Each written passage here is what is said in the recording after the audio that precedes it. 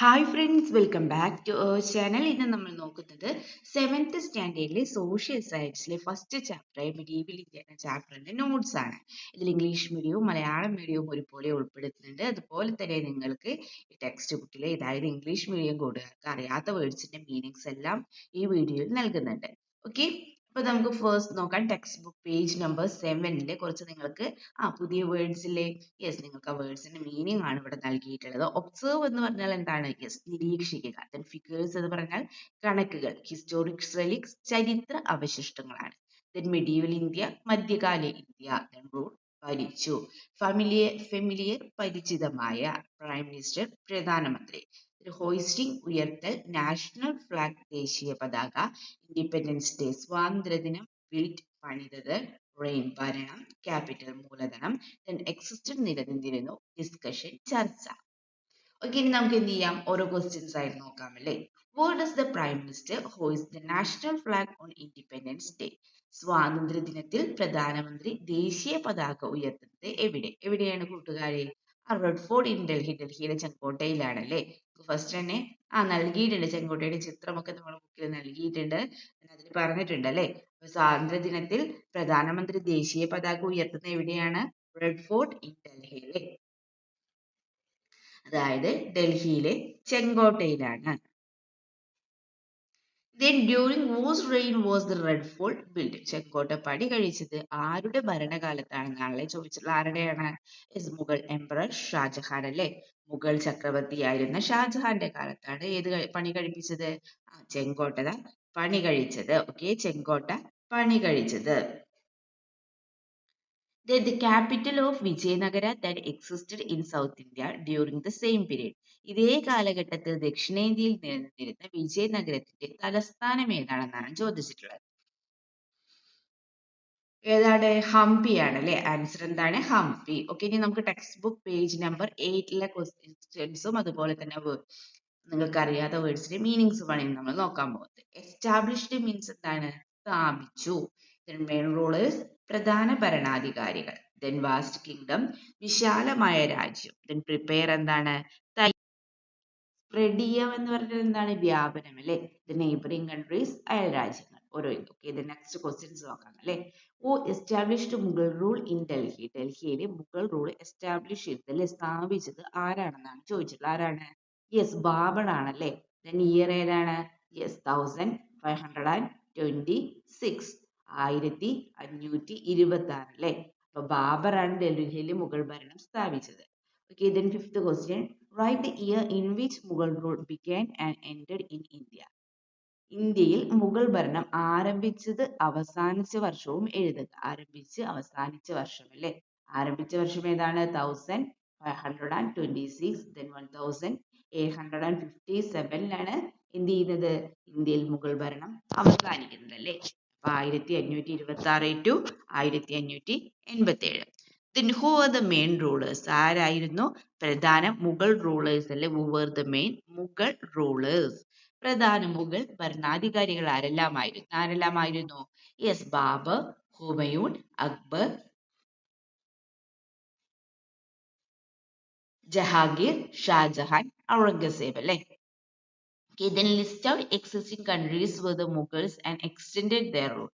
മുഗളന്മാർ അവരുടെ ഭരണം വിപുലീകരിച്ചിട്ടുള്ള നിലവിലുള്ള രാജ്യങ്ങൾ പട്ടികപ്പെടുത്തുക. ഏതൊക്കെയാണ്? Pakistan, Afghanistan, Bangladesh, Nepal. Text book page number 9 നിങ്ങൾക്ക് അറിയാത്ത വേർഡ്സിന്, അതായത് പുതിയ വേർഡ്സിന്റെ ഒക്കെ മീനിങ്സ് ആണ് ഇവിടെ നൽകിയിട്ടുള്ളത്. ഓക്കെ, നെക്സ്റ്റ് നമുക്ക് എന്ത് ചെയ്യാം? നമുക്ക് ക്വസ്റ്റ്യൻസ് നോക്കാം. Who first started addressing the Mughal dynasty as Mughal in the 16th century? എന്നാണ് ചോദിച്ചിട്ടുള്ളത്. 16-ാം നൂറ്റാണ്ടിൽ ആരാണ് ആദ്യമായി മുഗൾ രാജവംശത്തെ മുഗൾ എന്ന് അഭിസംബോധന ചെയ്യാൻ തുടങ്ങിയതെന്നാണ് ചോദിച്ചിട്ടുള്ളത്. ആരാണ്? യൂറോപ്യരാണല്ലേ. ആൻസർ എന്താണ്? European. Okay, the 9th question. The name Mughal is derived from which word? Mughal എന്ന പേര് ഉത്ഭവിച്ചത് ഏത് പദത്തിൽ നിന്നാണെന്നാണ് ചോദിച്ചിട്ടുള്ളത്. ഏത് പദത്തിൽ നിന്നാണ്? അതെ, മംഗോൾ എന്ന പദത്തിൽ നിന്നാണ് അല്ലേ. എന്താണ്? Mongol. Okay, then 10th question എന്താണ്? Who was Babur? ആരായിരുന്നു ബാബർ? ആരായിരുന്നു കൂട്ടുകാരെ Babur? Babur the founder of the Mughal kingdom. Mughal രാജ്യത്തിന്റെ സ്ഥാപകനാണ് ആര്? ബാബർ അല്ലെ. then was the descendant of the Turkish ruler Timur paternal way and the Mongol king Genghis Khan maternal way അല്ലെ. അതായത് എന്താണ്? പിതാവ് വഴി തുർക്കി ഭരണാധികാരി തിമൂറിന്റെയും മാതാവ് വഴി മംഗോളിയൻ രാജാവായ ചെങ്കിസ് ഖാന്റെയും പിൻഗാമിയാണ് ആരെന്ന് പറയുന്നത്? യെസ്, ബാബർ എന്ന് പറയുന്നത് അല്ലേ. Then next നോക്കാം, how did Babur laid the foundation of the Mughal rule in India? എങ്ങനെയാണ് ബാബർ ഇന്ത്യയിൽ മുഗൾ ഭരണത്തിന് അടിത്തറ പാകിയതെന്നാണ് ചോദിച്ചിട്ടുള്ളത്. എങ്ങനെയാണ്? in 1526 Ibrahim Lodhi the last ruler of the Lodi dynasty and Babur the rulers of Kabul fought at Panipat in Haryana. In history, this battle referred as the first battle of Panipat. Babur laid the foundation of the Mughal rule in India through this victory. എന്താ കൂട്ടുകാരെ? 1526 എന്താണ്? ലോധി രാജവംശത്തിലെ അവസാനത്തെ ഭരണാധികാരി ഇബ്രാഹിം ലോധിയും അതുപോലെ തന്നെ കാബൂൾ ഭരണാധികാരി ബാബറും ഹരിയാനയിലെ പാനിപ്പത്തിൽ യുദ്ധം ചെയ്തു അല്ലെ. അപ്പൊ ചരിത്രത്തിൽ ഈ യുദ്ധത്തെ എങ്ങനെയാണ് വിളിക്കുന്നത്? ഒന്നാം പാനിപ്പത്ത് യുദ്ധം എന്ന് വിളിക്കുന്നു. ഈ വിജയത്തിലൂടെയാണ് ബാബർ ഇന്ത്യയിലെ മുഗൾ ഭരണത്തിന് അടിത്തറയിട്ടത്. Okay, the next question നോക്കാം. When Akbar died in 1605, what can be learned from the obituary written by Jesuit priest Jerry about Emperor Akbar? എന്താണ്?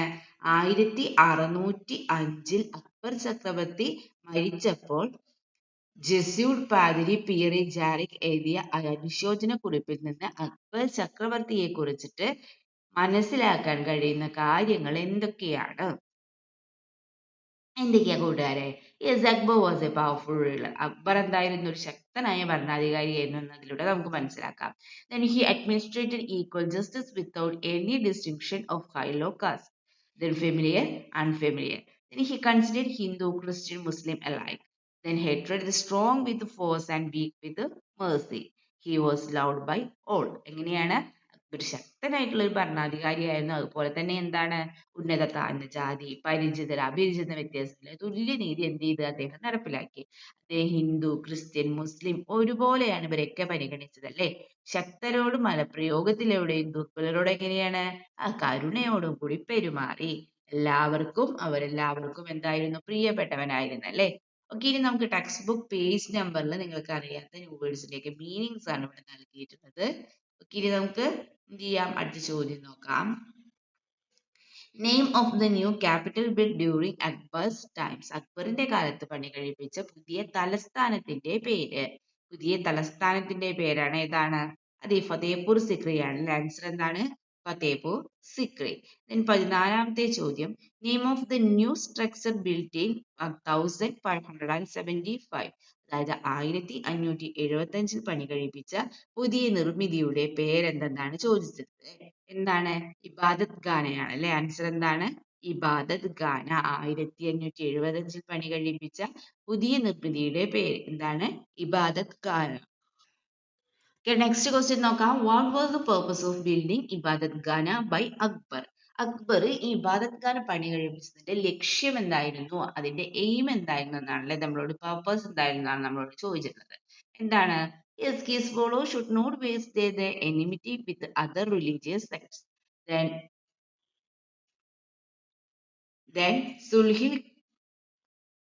Sul-i-Kal എന്താണ്? Sul-i-Kal should apply the concept of peace to all in relation to other religious sects.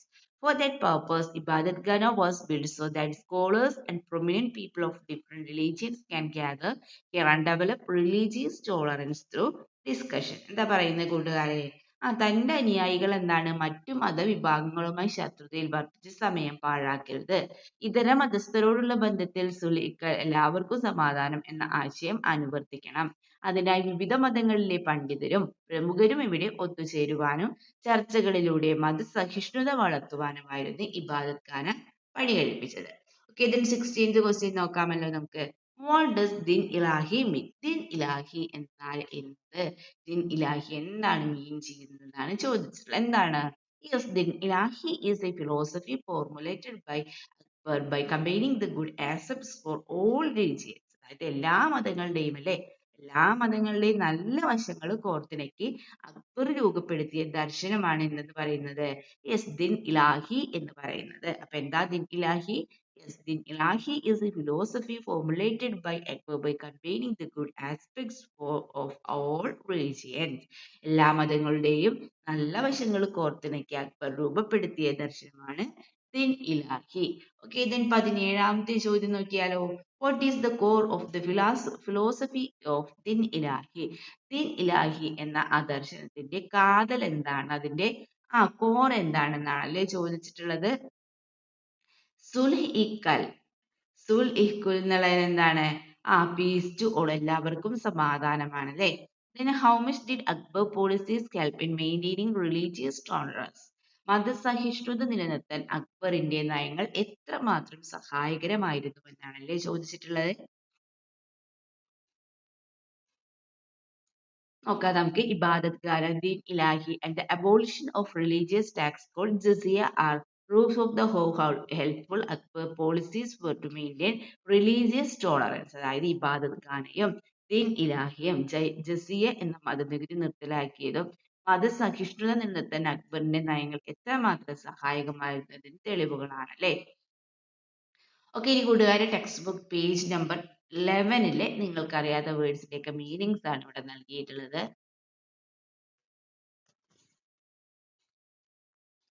Next question നോക്കാം നമുക്ക്. 19ാമത്തെ question. Who held the high position in the royal court of emperor Akbar? Akbar ചക്രവർത്തിയുടെ രാജസദസ്സിലെ ഉന്നത സ്ഥാനം വഹിച്ചിരുന്നവർ ആരെല്ലാമാണെന്നാണ് ചോദിച്ചുള്ളത്. ആരെല്ലാമാണ്? രാജ തോഡർമാൾ ഉണ്ട്, രാജ മാൻസിംഗ്, ദെൻ രാജ ഭഗവാൻ ദാസ്, ദെൻ ബീർബൽ അല്ലെ. ഇവരൊക്കെയാണ് അല്ലെ. ആരൊക്കെയാണ്? രാജ തോഡർമാൾ, രാജ മാൻസിംഗ്, രാജ ഭഗവാൻ Das, Birbal. Okay, the next question നോക്കിയാലോ. The name of the memoir, the name of the memoir Mughal സുൽത്താൻ ജഹാംഗീർ. മുഗൾ സുൽത്താൻ ആയിരുന്ന ജഹാംഗീറിന്റെ ഓർമ്മക്കുറിപ്പിന്റെ പേര് എന്താ കൂട്ടുകാരെ? തുസൂക്കി ജഹാംഗീരിയാണ് അല്ലെ. എന്താണ്? തുസൂക്കി ജഹാംഗീരി. ഓക്കെ, കാണാതെ പഠിച്ചു വെക്കണം. തുസൂക്കി ജഹാംഗീരിയാണ് എന്ത്? മുഗൾ സുൽത്താൻ ആയിരുന്ന ജഹാംഗീറിന്റെ ഓർമ്മക്കുറിപ്പിന്റെ പേര്. The next question. My followers should not waste time in enmity with other religions. Let the concept of സുൽഹിക്കുൽ peace to all അല്ലെ നമ്മൾ പറഞ്ഞു നേരത്തെ. സുൽഹിക്കുലിന്റെ അർത്ഥം എന്താണ്? Please to all. We apply to all belonging to other religions. Do not kill animals or take up arms except in times of war. Whose words are this? എന്താ ചോദിച്ചിട്ടുള്ളത്? എന്റെ അനുയായികൾ മറ്റു മതങ്ങളുമായി ശത്രുതയിൽ സമയം കളയരുത്. സുൽ ഈക്കുൽ, എല്ലാവർക്കും സമാധാനം അല്ലെ എന്ന ആശയം മറ്റ് മതങ്ങളിൽപ്പെട്ട എല്ലാവർക്കും ബാധകമാകട്ടെ. യുദ്ധകാലത്തല്ലാതെ മൃഗങ്ങളെ കൊല്ലുകയോ ആയുധമെടുക്കുകയോ ചെയ്യരുത്. ആരുടെ വാക്കുകളാണിതെന്നാണ് ചോദിച്ചിട്ടുള്ളത്. ആരുടെ വാക്കുകളാണ്? മുഗൾ എംപറർ അക്ബറിന്റെ വാക്കാണ് അല്ലെ. ആരുടെ വാക്കാണ്? മുഗൾ എംപററായ അക്ബറിന്റെ വാക്കാണ്. മുഗൾ ചക്രവർത്തിയായ അക്ബറിന്റെ വാക്കുകളാണ് അല്ലെ നമുക്ക് ഇവിടെ നൽകിയിട്ടുള്ളത്. Okay, the next question നോക്കാം. Who implemented Mansabdari? മാൻസബ്ദാരി നടപ്പിലാക്കിയത് ആരാണെന്നാണല്ലേ ചോദിച്ചിട്ടുള്ളത്. ആരാണ്? Yes, Mansabdari is a military system implemented by the ruler Akbar. Akbar നടപ്പിലാക്കിയ ഒരു മിലിറ്ററി സിസ്റ്റം അല്ലെ, ഒരു സൈനിക സമ്പ്രദായമാണ് എന്ത്? മാൻസബ്ദാരി. അപ്പൊ എന്താ കൂട്ടുകാരെ മാൻസബ്ദാരി? ആരാണ് നടപ്പിലാക്കിയത്? ആരാണ്? അക്ബറാണ്. അതുപോലെ എന്താണ്? ഒരു സൈനിക സമ്പ്രദായമാണ് അല്ലെ മാൻസബ്ദാരി എന്ന് പറയുന്നത്. Okay, the next question നോക്കാം. What was the motive behind the implementation of Mansabdari? എന്താ ചോദിച്ചിട്ടുള്ളത്? മാൻസബ്ദാരി നടപ്പിലാക്കിയതിന് പിന്നിലെ ഉദ്ദേശം എന്തായിരുന്നു? നമുക്ക് നോക്കാം. During the Mughal period, a strong army was needed to expand the kingdom as well as to maintain the expanded kingdom. Mansabdari was the military system implemented by Akbar for this purpose. എന്തിനു വേണ്ടിയിട്ടായിരുന്നു? മുഗൾ കാലഘട്ടത്തിൽ രാജ്യം വിപുലീകരിച്ച രാജ്യം നിലനിർത്തുന്നതിനും ശക്തമായ ഒരു സൈന്യം ആവശ്യമായിരുന്നു. ഇതിനായിട്ട് അക്ബർ നടപ്പിലാക്കിയ സൈനിക സംവിധാനമായിരുന്നു എന്തെന്ന് പറയുന്നത്? അതെ, മാൻസബ്ദാരി എന്ന് പറയുന്നത്. Okay, then മാൻസബ് എന്ന പദവി സൂചിപ്പിക്കുന്നത് എന്തെന്ന് ചോദിച്ചിട്ടുണ്ട് അല്ലേ. മാൻസബ് എന്ന് പറഞ്ഞാൽ എന്താണ്? Yes, in the army of Emperor Akbar, under each military officer of the title of Mansab referred to the number of soldiers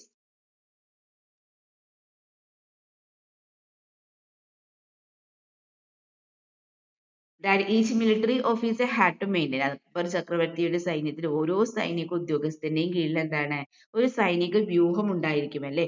ഓരോ സൈനിക ഉദ്യോഗസ്ഥനും നിലനിർത്തേണ്ട പടയാളികളുടെയും കുതിരകളുടെയും എണ്ണത്തെയാണ് എന്തെന്ന് പറയുന്നത്, മാൻസബ് എന്ന പദവി സൂചിപ്പിക്കുന്നത്. Okay, the next question. How did the Mansabdars maintain their army? Maintain the army. മാൻസബ്ദാർമാർ സൈന്യത്തെ നിലനിർത്തിയത് എങ്ങനെയായിരുന്നു എന്നാണ് ചോദിച്ചത്. എങ്ങനെയാണ്? Yes, Mansabdars were allotted land according to their ranks. Then Mansabdar maintained his army by collecting tax from land allotted to them. അതായത് എന്താണ്, മാൻസബ്ദാർമാർക്ക് അവരുടെ പദവിക്ക് അനുസരിച്ചിട്ട് എന്താണ്, ഭൂമി പതിച്ചു നൽകിയിരുന്നല്ലേ.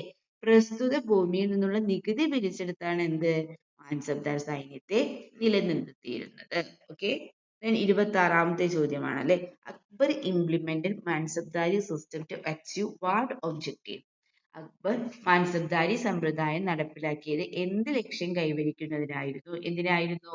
Yes, the support of the nobles and military was necessary to the carry their region forward vigorously. അതായത് ഭരണം ശക്തമായി മുന്നോട്ട് കൊണ്ടുപോകാൻ പ്രമുഖരുടെയും സൈനികരുടെയും എന്താവശ്യമായിരുന്നു? യെസ്, പിന്തുണ ആവശ്യമായിരുന്നു അല്ലേ, പിന്തുണ ആവശ്യമായിരുന്നു.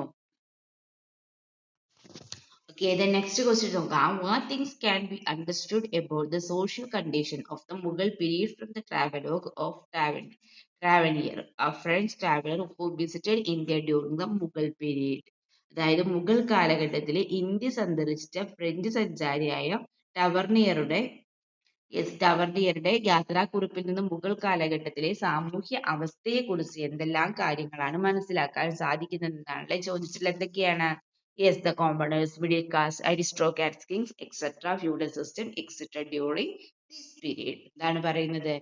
സാധാരണക്കാര്, മധ്യവർഗം, പ്രഭുക്കന്മാര്, രാജാവ്, ഫ്യൂഡൽ വ്യവസ്ഥിതി കാലഘട്ടത്തിൽ, അതായത് ഫ്യൂഡൽ വ്യവസ്ഥയ്ക്ക് കാലഘട്ടത്തിൽ നിലനിന്നിരുന്നു എന്നാണ് അല്ലെ. ദെൻ കാസ്റ്റ് സിസ്റ്റം എക്സിസ്റ്റ്, അതുപോലെ തന്നെ എന്താണ്, ജാതി വ്യവസ്ഥ നിലനിന്നിരുന്നു. Next, each caste had its own customers and ritual. ഓരോ ജാതിയിൽപ്പെട്ടവർക്കും എന്താണ്, അവരുടേതായ ആചാരങ്ങളും അനുഷ്ഠാനങ്ങളും ഉണ്ടായിരുന്നു.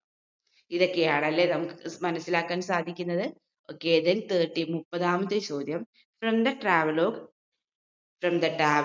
Tavernier, from the Tavernier, a French traveler who visited India during the Mughal period, what things can we learn about the lifestyle of the people during the Mughal period? അതായത് എന്താണ് കൂട്ടുകാരെ ചോദിച്ചിട്ടുള്ളത്? ആ കാലഘട്ടത്തിൽ, അതായത് മുഗൾ കാലഘട്ടത്തില് ഇന്ത്യ സന്ദർശിച്ച ഫ്രഞ്ച് സഞ്ചാരിയായ ടാവർണിയറുടെ യാത്രാ വിവരണത്തിൽ നിന്ന് മുഗൾ കാലഘട്ടത്തിലെ ജനങ്ങളുടെ ജീവിത രീതിയെക്കുറിച്ച് എന്തെല്ലാം കാര്യങ്ങൾ മനസ്സിലാക്കാൻ കഴിയും? എന്തെല്ലാം കാര്യങ്ങളാണ് നമുക്ക് മനസ്സിലാക്കാൻ കഴിയുന്നത്? Yes, people started off living dependent of wages and income. Then most of the people were എന്തായിരുന്നു, farmers ആണ് അല്ലെ.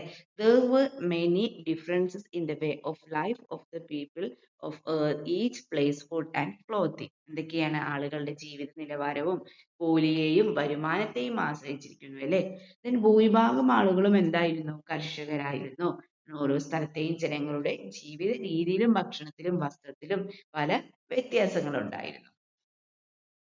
Then, what things can be learned about the economic progress of the Mughal period from the travelogue Ralph Fish, an Englishman who visited India during the Mughal period? എന്താണ്, ആ മുഗൾ കാലഘട്ടത്തിൽ India സന്ദർശിച്ച ഇംഗ്ലീഷുകാരനായ Ralph ഫിച്ചിന്റെ യാത്രാക്കുറിപ്പിൽ നിന്ന് മുഗൾ കാലഘട്ടത്തിലെ സാമ്പത്തിക പുരോഗതിയെക്കുറിച്ച് എന്തെല്ലാം കാര്യങ്ങളാണ് മനസ്സിലാക്കാൻ സാധിക്കുന്നത്? എന്തെല്ലാം കാര്യങ്ങളാണ്? Agra and Fatehpur Sikri was larger and more populous than city of London. Then there is a distance about 12 million between the cities. Along this distance you can see markets selling food items and other things. എന്താണ്, ആഗ്രയും Fatehpur സിക്രിയും London നഗരത്തേക്കാൾ വലുതും അതുപോലെ തന്നെ എന്താണ്, ജനനിബിഡവുമായിരുന്നു അല്ലേ.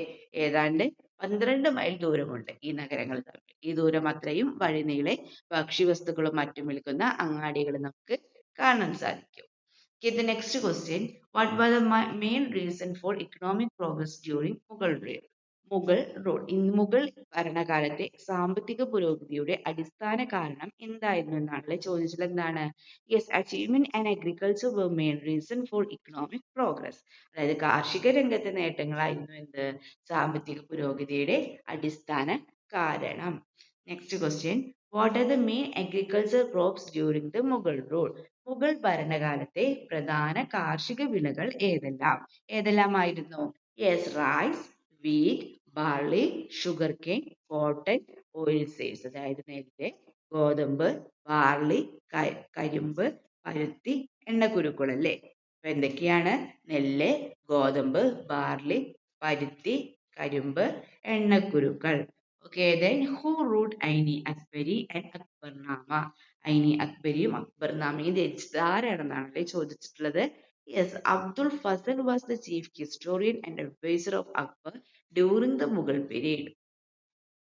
മുഗൾ ഭരണകാലത്തെ മുഖ്യ ചരിത്രകാരനും അക്ബറിന്റെ ഉപദേശകനുമായിരുന്ന അബുൾ ഫസൽ ആണ് അല്ലേ. ആരാണ് ഇനി അക്ബരിയും അക്ബർനാമയും രചിച്ചത്? അബുൾ ഫസൽ ആണ്. ഈ അബ്ദുൾ ഫസൽ ആരായിരുന്നു? യെസ്, മുഗൾ ഭരണകാലത്തെ മുഖ്യ ചരിത്രകാരനും അതുപോലെ തന്നെ അക്ബറിന്റെ ഉപദേശകനുമായിരുന്നു അല്ലേ. ഇനി നൽകുന്നത് text book page number 15 new വേർഡ്സിന്റെ മീനിങ്സ് ആണ്. then next question. What was the arrangement adopted of administrative convenience during Mughal period? Mughal കാലഘട്ടത്തിലെ ഭരണ സൗകര്യത്തിനായി സ്വീകരിച്ചിരുന്ന ക്രമീകരണം എന്തായിരുന്നു? Yes, during the Mughal rule, villages were organized into parganas, parganas into sarkaras, and sarkars into sabas. There were about 15 sabas during Akbar's reign, about 20 sabas during Aurangzeb's reign. Mughal ഭരണകാലത്ത് എന്താണ്? ഗ്രാമങ്ങൾ ചേർന്ന് എന്തായി? പർഗാനകളായി അല്ലേ. പർഗാനകൾ ചേർന്നിട്ട് സർക്കാരുകളും സർക്കാർ ചേർന്നിട്ട് എന്തായി? സുബകളുമായിട്ട് മാറി അല്ലേ. സുബകളാണ് ഇത് ക്രമീകരിക്കപ്പെട്ടിരുന്നു. അക്ബറിന്റെ ഭരണകാലത്ത് ഏകദേശം 15 സുബകളും ഔറംഗസേബ് ഭരണകാലത്ത് ഏകദേശം 20 സുബകളും ഉണ്ടായിരുന്നു എന്നാണ് പറയുന്നത്. Okay, then what were the activities of the Justice Department of Mughal period? Mughal കാലഘട്ടത്തിലെ നീതിന്യായ വിഭാഗത്തിന്റെ പ്രവർത്തനങ്ങളാണല്ലേ ചോദിച്ചിട്ടുള്ളത്. Okay, the next question നോക്കാം. What are the reasons for the progress of the agriculture sector during Mughal rule? Mughal ഭരണകാലത്തെ കാർഷിക മേഖലയുടെ പുരോഗതിക്ക് കാരണങ്ങൾ എന്തെല്ലാം എന്നാണല്ലേ ചോദിച്ചിട്ടുള്ളത്. എന്തെല്ലാമാണ്? In early times, the use of new technologies and tools enriched the agriculture sector, and the Persian wheel and canals were widely used for irrigation. എന്താ പറഞ്ഞിട്ടുള്ളത്? മുഗൾ ഭരണകാലത്ത് എന്താണ്? സാങ്കേതിക വിദ്യകളുടെയും പുതിയ ഉപകരണങ്ങളുടെയും ഉപയോഗം എന്താണ്? കാർഷിക മേഖലയെ പുഷ്ടിപ്പെടുത്തിയല്ലേ. ജലസേചനത്തിനായി പേർഷ്യചക്രവും കനാലുകളും വ്യാപകമായി ഉപയോഗപ്പെടുത്തിയിരുന്നു. Okay, then which was the center of foreign trade in India at that time? ഇന്ത്യയിൽ അക്കാലത്ത് വിദേശ വ്യാപാരത്തിന്റെ കേന്ദ്രം ഏതായിരുന്നു എന്നാണ് ചോദിക്കുന്നത്. കേന്ദ്രം ഏതായിരുന്നു? അതെ, ഗുജറാത്ത് ആണ് അല്ലേ. വ്യാപാരകാലത്ത് ഏതാണ് ഇന്ത്യയിൽ അക്കാലത്ത് വിദേശ വ്യാപാരത്തിന്റെ കേന്ദ്രം ഏതായിരുന്നു? ഗുജറാത്ത്. then 37ാമത്തെ ചോദ്യം. What accelerated trade urbanization? കച്ചവടത്തെയും നഗരവൽക്കരണത്തെയും ത്വരിതപ്പെടുത്തിയത് എന്താണെന്നാണല്ലേ ചോദിച്ചിട്ടുള്ളത്. എന്താണ്? യെസ്, ഇൻക്രീസ് ഇൻ പ്രൊഡക്ഷൻ, അതായത് ഉൽപാദന വർധനവാണ് അല്ലെ. എന്താണ്? ഇൻക്രീസ് ഇൻ പ്രൊഡക്ഷൻ, ഉൽപാദന വർധനവ്. then what were the main export items during Mughal rule? Mughal ഭരണകാലത്ത് പ്രധാന കയറ്റുമതി ഇനങ്ങൾ എന്തെല്ലാമായിരുന്നു? യെസ്, ടെക്സ്റ്റൈൽസ്, മുസ്ലിം സിൽക്ക്, ഷുഗർ റൈസ്. അതായത് ടെക്സ്റ്റൈൽസ്, മസ്ലിൻ സിൽക്കും ഷുഗർ റൈസ്, തുണിത്തരങ്ങൾ, മസ്ലിൻ പട്ട്, പഞ്ചസാര, അരി, ഇവയൊക്കെയാണ് അല്ലെ. Okay, the next question നോക്കാം. Complete the list by identifying the Mughal cities in which countries are located today. എന്താ ചോദിച്ചിട്ടുള്ളത്? മുഗൾ ഭരണകാലത്തെ നഗരങ്ങൾ ഇന്ന് ഏതെല്ലാം രാജ്യങ്ങളിലാണ് സ്ഥിതി ചെയ്യുന്നത് കണ്ടെത്തി പട്ടിക പൂർത്തിയാക്കുക എന്നാണല്ലേ പറഞ്ഞിട്ടുള്ളത്. cities നഗരങ്ങൾ, then present countries ഇന്നത്തെ രാജ്യങ്ങൾ അല്ലെ. ധാക്ക ഏതാണ്? ബംഗ്ലാദേശ് ആണ് അല്ലെ. മുർഷിദാബാദ് ഇന്നത്തെ ഏതാണ്? ഇന്ത്യയാണ്. then ലാഹോർ പാകിസ്ഥാൻ, സൂറത്ത് ഏതാണ്? ഇന്ത്യ. then ആഗ്രയും ഇന്ത്യയിലാണ്. then text book page number 16 17 new വേർഡ്സിന്റെ മീനിങ്സ് ആണ് ഇവിടെ കൊടുക്കുന്നത്. ഓക്കെ, നമുക്ക് അടുത്ത ചോദ്യം നോക്കാം. Write note on agriculture integration during the Mughal rule. Mughal ഭരണകാലത്തെ സാംസ്കാരിക സമന്വയത്തെ കുറിച്ചിട്ട് എന്ത് ചെയ്യുക, കുറിപ്പെഴുതുക എന്നാണല്ലേ പറഞ്ഞിട്ടുള്ളത്. എന്താണ്? Yes, during the Mughal rule examples of സമന്വയം of fusion can be seen in language, music, architecture and so on all spheres of human life. അതായത് മുഗൾ ഭരണകാലത്ത് ഭാഷയിലും അതുപോലെ തന്നെ എന്താണ്, സംഗീതത്തിലും നിർമ്മിതികളിലും അങ്ങനെ മനുഷ്യ ജീവിതത്തിന്റെ എല്ലാ മേഖലകളിലും സമന്വയത്തിന്റെ അഥവാ കൂടിച്ചേരലിന്റെ ഉദാഹരണങ്ങൾ നമുക്ക് കാണാൻ കഴിയും അല്ലേ. Then the translation of Mahabharata into Persian, the construction of Persian architectural styles such as the Taj Mahal, Agra Fort, Red Fort, the fusion of Persian Hindi language from new language, and Urdu and the birth of Hindustani music were all part of this synthesis. അതായത് എന്താണ്, മഹാഭാരതത്തിന്റെ Persian ഭാഷയിലേക്കുള്ള വിവർത്തനവും അതുപോലെ തന്നെ താജ്മഹൽ, ആഗ്ര കോട്ട, ചെങ്കോട്ട തുടങ്ങിയ Persian വാസ്തുവിദ്യ ശൈലിയുടെ നിർമ്മിതികളും Persian Hindi ഭാഷകൾ കൂടി ചേർന്ന് പുതിയൊരു ഭാഷയായ ഉറുദു രൂപപ്പെട്ടതും ഹിന്ദുസ്ഥാനി സംഗീതം ഉദ്ഭവിച്ചതുമെല്ലാം എന്താണ്, യെസ്, ഈ സമന്വയത്തിന്റെ ഭാഗമായിട്ടാണ് അല്ലെ. ഓക്കെ, ഇത് നെക്സ്റ്റ് ക്വസ്റ്റ്യൻ നോക്കാം. Who translated Mahabharata into Persian language. Mahabharatam Persian ഭാഷയിലേക്ക് വിവർത്തനം ചെയ്ത ആരാണെന്നാണ് അല്ലെ ചോദിച്ചിട്ടുള്ളത്. ട്രാൻസ്ലേറ്റ് ചെയ്ത ആരാണ്? യെസ്, ദരാഷുക്കോ ആണ് അല്ലെ. ആരാണ്? Dara Shikoh. Dara Shikoh the son of Mughal emperor Shah Jahan. മുഗൾ ചക്രവർത്തിയായ ഷാജഹാന്റെ മകനായ ദരാഷുക്കോയാണ് മഹാഭാരതം പേർഷ്യൻ ഭാഷയിലേക്ക് വിവർത്തനം ചെയ്തത് അല്ലെ. ഓക്കെ, ഇനി നമുക്ക് ടെക്സ്റ്റ് ബുക്ക് പേജ് നമ്പറിൽ 18 നിങ്ങൾക്ക് അറിയാത്ത വേർഡ്സിലേക്ക് മീനിങ്സ് ആണ് നൽകുന്നത്. Okay, the next, who founded the Vijayanagara kingdom. Okay, the next question എന്താണ്? വിജയനഗര രാജ്യം സ്ഥാപിച്ചത് ആരാണ്? വിജയനഗര രാജ്യം സ്ഥാപിച്ചത് ആരാണ്? ഹരിഹര ആൻഡ് ബുക്കയാണ് അല്ലെ. Vijayanagara was folded in 1336 by brothers Harihara and Bukka. 1336 സിയിൽ ഹരിഹര, ബുക്ക എന്നീ സഹോദരങ്ങളാണ് എന്ത് സ്ഥാപിച്ചത്? യെസ്, വിജയനഗര സ്ഥാപിച്ചത് അല്ലെ. ഓക്കെ, ദെൻ നെക്സ്റ്റ് ക്വസ്റ്റ്യൻ നോക്കൂ. വിജയനഗര സാമ്രാജ്യത്തെ കുറിച്ച് കുറിപ്പ് എഴുതുക എന്ന് പറഞ്ഞിട്ടുണ്ട് അല്ലെ. ഓക്കെ, അപ്പൊ ഫസ്റ്റ് പോയിന്റ് ആയിട്ട് നമുക്ക് എന്ത് എഴുതാം? Yes, the Vijayanagara was founded in 1336 CE by the brothers of Harihara and Bukka. 1336 സിയില് Harihara, ബുക്ക എന്നീ സഹോദരന്മാരാണ് എന്ത് സ്ഥാപിച്ചത്? യെസ്, വിജയനഗരം സ്ഥാപിച്ചത്. Then Krishnadevaraya was the most famous ruler of the powerful and wealthy kingdom of Vijayanagara. അതായത് ശക്തനും സമ്പന്നവുമായ രാജ്യത്തിന്റെ ഏറ്റവും പ്രശസ്തനായ ഭരണാധികാരിയായിരുന്നു ആരെന്ന് പറയുന്നത്? യെസ്, കൃഷ്ണദേവരായർ. Then വിജയനഗര എന്ന് പറഞ്ഞാൽ എന്താണ്? യെസ്, സിറ്റി ഓഫ് വിക്ടറി എന്നാണ് അതിന്റെ meaning. What was the name of the both city and kingdom? അതായത് വിജയനഗരം എന്നത് ഒരു നഗരത്തിന്റെയും രാജ്യത്തിന്റെയും പേരായിരുന്നു എന്നാണ് അല്ലേ പറയുന്നത്. എന്താണ്? വിജയനഗര എന്നത് ഒരു നഗരത്തിന്റെയും രാജ്യത്തിന്റെയും പേരായിരുന്നു. Yes, the reign of Krishnadevaraya was period of imperial expansion and development of the empire. അതായത് കൃഷ്ണദേവരായരുടെ ഭരണകാലം എന്താണ്? രാജ്യവ്യാപനത്തിന്റെയും വികസനത്തിന്റെയും കാലഘട്ടമായിരുന്നു എന്നാണ് പറയുന്നത്. Then a lot of construction works were carried out during his reign. അദ്ദേഹത്തിന്റെ ഭരണകാലത്ത് എന്താണ്? ധാരാളം നിർമ്മാണ പ്രവർത്തനങ്ങൾ നടത്തി. Then apart from the constructing more facilities in the capital city of Hampi, he has also built new forts, places and temples. തലസ്ഥാന നഗരമായ ഹംപിയിൽ എന്താണ്? കൂടുതൽ സൗകര്യങ്ങൾ നിർമ്മിച്ചതിന് പുറമെ അദ്ദേഹം എന്ത് ചെയ്തു? പുതിയ കോട്ടകളും കൊട്ടാരങ്ങളും ക്ഷേത്രങ്ങളും ഒക്കെ നിർമ്മിച്ചു. Okay, the next question, list the kings of Vijayanagara. Vijayanagara രാജാക്കന്മാരെ പട്ടികപ്പെടുത്തുക എന്നാണ് അല്ലേ പറഞ്ഞിട്ടുള്ളത്. ഓക്കെ, നമുക്ക് നോക്കാം. കിങ്സ് ഓഫ് വിജയനഗര രാജാക്കന്മാർ. സംഗമ ഡൈനാസ്റ്റി അല്ലെ, ഹരിഹര ആൻഡ് ബുക്കരും. ദെൻ സാലുവ വംശം അല്ലെ, Saluva dynasty, Narasimha Saluva. Then Tuluva dynasty, then Vira Narasimhan Krishnadevaraya. Then Aravidu dynasty, Aravidu അല്ലെ. Then Tirumala Venkata. Then who authored the works of Amuktamalyada and Jambavati Kalyanam? Amuktamalyada, ജംബവതി കല്യാണം എന്നീ കൃതികൾ രചിച്ചത് ആരാണെന്നാണ് ചോദിച്ചത്. ആരാണ്? കൃഷ്ണദേവരായർ അല്ലെ. ആരാണ്? Krishnadevarayar. They list out the present-day Indian states included in the city of Vijayanagara from the given map in textbook page number 18 അല്ലേ. അപ്പൊ പാഠപുസ്തകം പേജ് നമ്പർ 18 നൽകിയിരിക്കുന്ന ഭൂപടത്തിൽ നിന്ന് വിജയനഗരത്തിൽ ഉൾപ്പെടുത്തിയിരിക്കുന്ന ഇന്നത്തെ ഇന്ത്യൻ സംസ്ഥാനങ്ങൾ പട്ടികപ്പെടുത്തുക. അപ്പൊ ഏതൊക്കെ നമുക്ക് എഴുതാം? യെസ്, കർണാടക, തമിഴ്നാടു, ആന്ധ്രാപ്രദേശ്, തെലങ്കാന. കർണാടക, തമിഴ്നാട്, ആന്ധ്രാപ്രദേശ്, തെലങ്കാന എന്നിവ നമുക്ക് എഴുതാം അല്ലേ. Okay, then what things can be understood from the travelogue?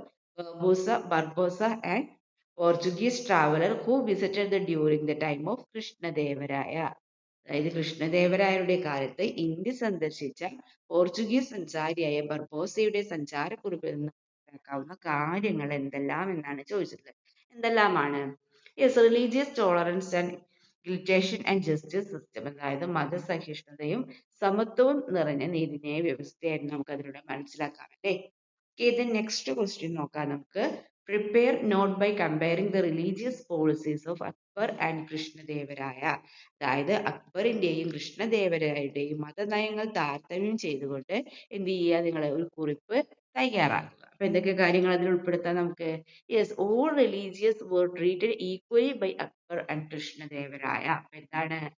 അക്ബറും കൃഷ്ണദേവരായരും എന്താണ് എല്ലാ മതങ്ങളെയും എങ്ങനെയാണ് പരിഗണിച്ചത്? ഒരുപോലെയാണ് പരിഗണിച്ചത്. Then the people of different religions were allowed to follow their beliefs freely. അതായത് വിവിധ മതങ്ങളിൽപ്പെട്ട ആളുകൾക്ക് അവരുടെ വിശ്വാസങ്ങൾ എന്താണ് സ്വതന്ത്രമായി പിന്തുടരാൻ അനുവദിച്ചു.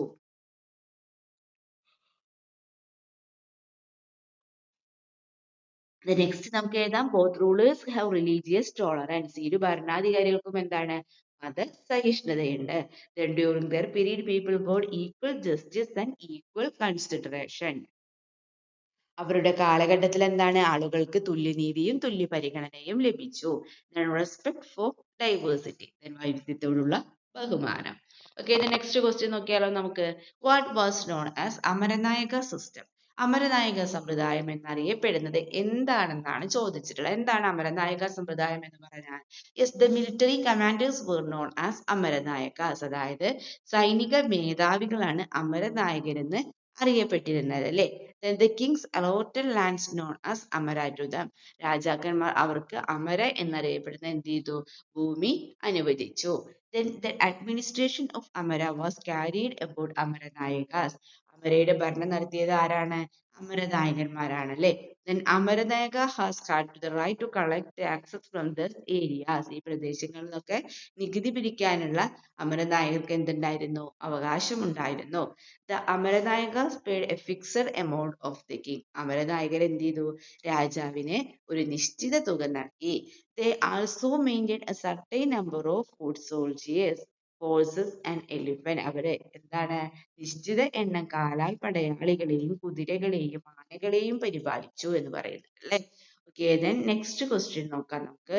Name the scholars that adorned court Krishnadevaraya. കൃഷ്ണദേവരായരുടെ കൊട്ടാരം അലങ്കരിച്ച പണ്ഡിതരുടെ പേര് എന്താണ്?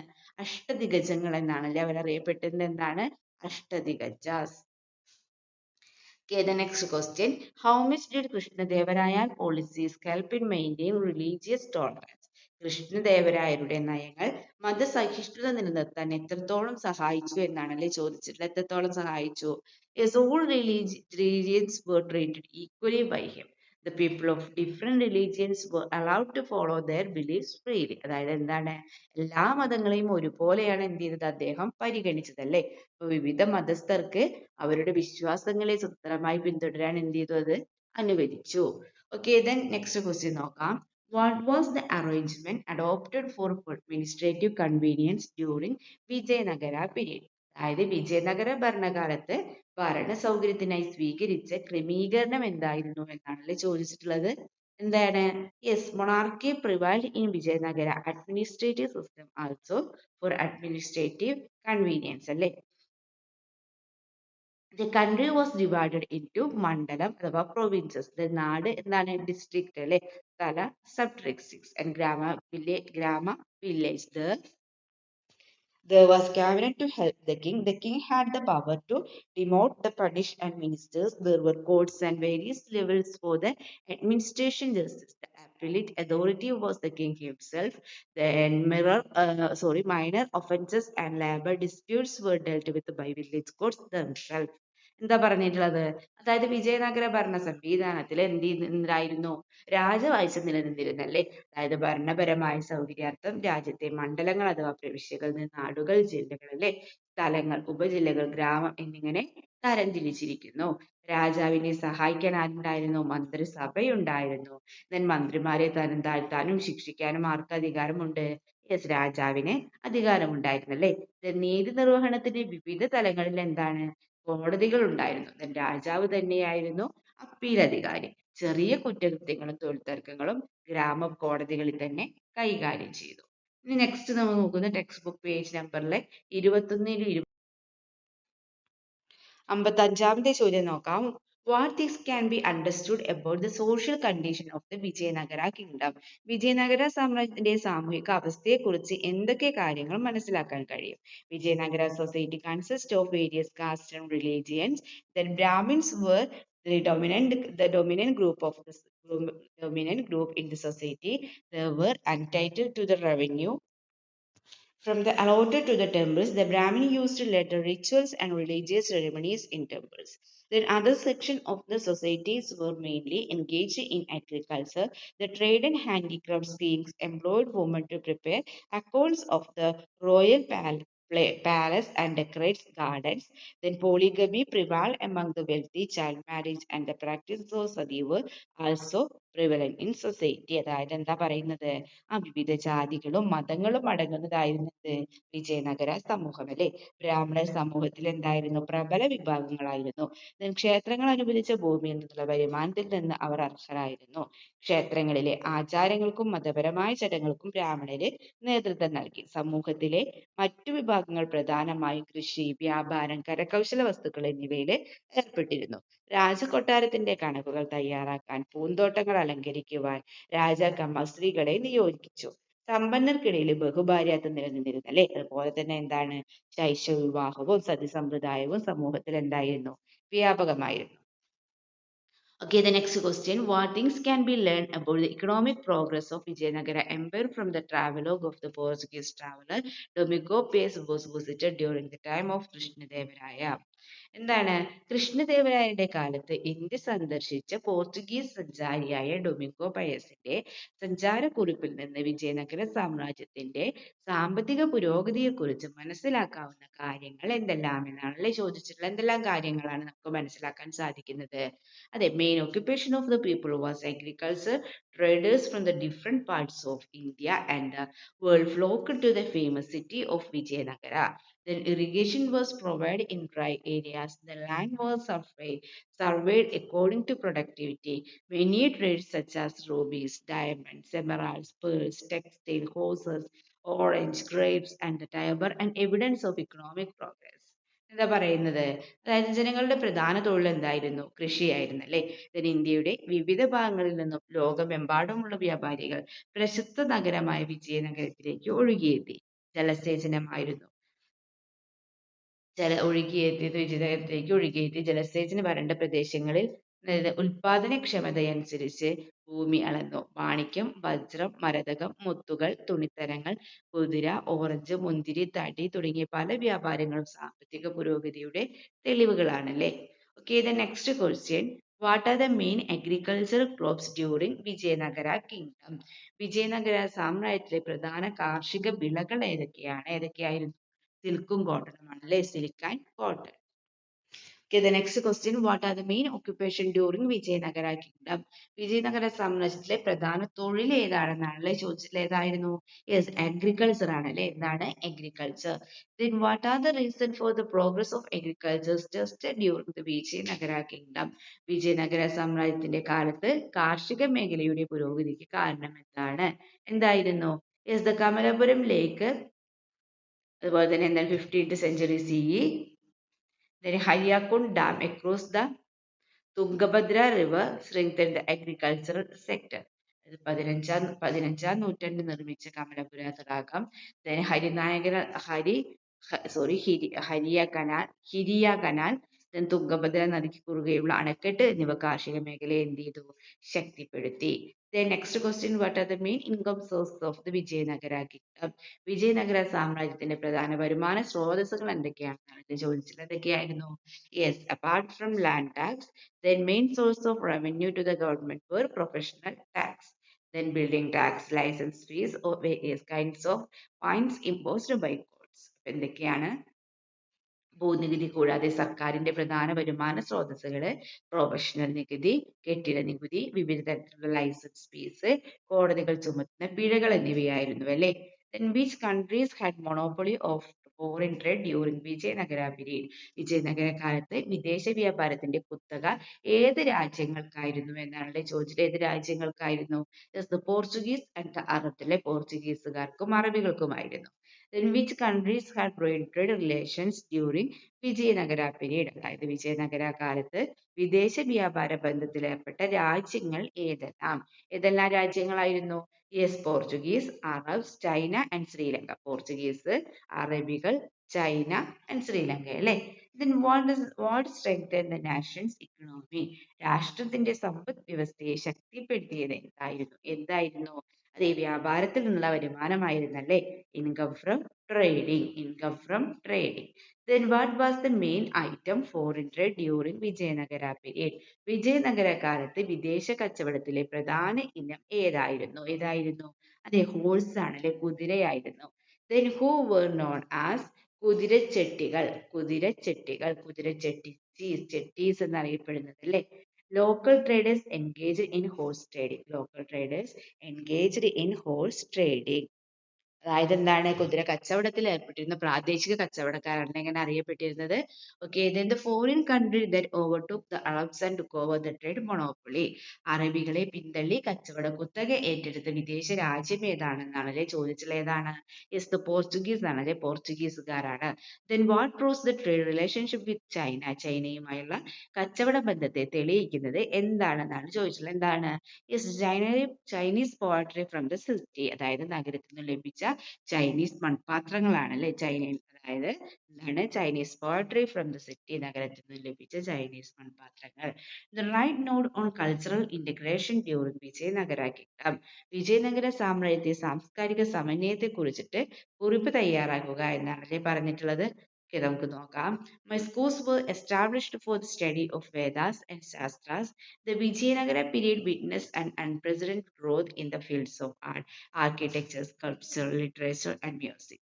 The Dravidian style sculpture was dominant during this period. Another important feature of Vijayanagara style sculpture was the gigantic temple gates known as Gopurams. The Telugu literature was the most flourished one. The numerous Sanskrit works were translated into many regional languages during this period. എന്തൊക്കെയാണ്? അതായത് വേദങ്ങളും ശാസ്ത്രങ്ങളും പഠിക്കുന്നതിനായി നിരവധി വിദ്യാലയങ്ങൾ സ്ഥാപിച്ചു. കല, വാസ്തുവിദ്യ, ശില്പകല, സാഹിത്യം, സംഗീതം തുടങ്ങിയ മേഖലകൾ എന്താണ്? വിജയനഗര കാലഘട്ടം അത്ഭുതപൂർവമായ വളർച്ചയ്ക്ക് സാക്ഷ്യം വഹിച്ചല്ലേ. അപ്പൊ ഈ കാലഘട്ടത്തില് ആ ദ്രാവിഡ ശില്പശൈലി എങ്ങനെയായിരുന്നു? പ്രബലമായിരുന്നു. വിജയനഗര ശൈലിയിലുള്ള ശില്പകലയുടെ മറ്റൊരു പ്രധാന സവിശേഷതയാണ് എന്ത്? ഗോപുരങ്ങൾ എന്നറിയപ്പെടുന്നത് അല്ലെ. ഭീമാകാരമായ ക്ഷേത്ര കവാടങ്ങളാണ്. തെലുങ്ക് സാഹിത്യമാണ് ഏറ്റവും പുഷ്ടിപ്പെട്ടത്. ഈ കാലയളവിൽ നിരവധി സംസ്കൃത കൃതികൾ പല പ്രാദേശിക ഭാഷകളിലേക്കും വിവർത്തനം ചെയ്യപ്പെട്ടു. കൂട്ടുകാരെ, ഈ ചാപ്റ്ററുമായി ബന്ധപ്പെട്ട എല്ലാ നോട്ട്സും, എല്ലാ വൺ വേർഡ് ക്വസ്റ്റ്യൻസും, അതുപോലെ തന്നെ നോട്ട്സും പുതിയ വേർഡ്സിന്റെ മീനിങ്സ് എല്ലാം നമ്മൾ ഈ വീഡിയോയിൽ നൽകിയിട്ടുണ്ട്. നിങ്ങൾക്ക് വീഡിയോ യൂസ്ഫുൾ ആയി തോന്നുകയാണെങ്കിൽ തീർച്ചയായും ലൈക്ക് ചെയ്യുക, കമന്റ് ചെയ്യുക. ഓക്കെ കൂട്ടുകാരെ, നമുക്ക് മറ്റൊരു വീഡിയോയുമായി വീണ്ടും കണ്ടുമുട്ടാം. Okay, by.